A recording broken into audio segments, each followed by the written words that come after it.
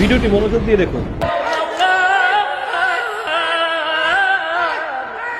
ওই কলমটা আমার মাওলা, ওই কলমটা আমার মাওলা, লা ইলাহা ইল্লা আনতা সুবহানাকা ইন্নী কুনতু মিনাজ জালিমিন।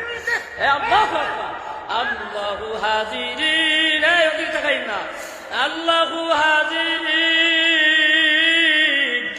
চিৎকার চেঁচামেচি করে লাফালাফি করে জিকির করা যাবে? জিকির করতে করতে প্যান্ডেলের বাঁশের মাথায় ওঠা যাবে?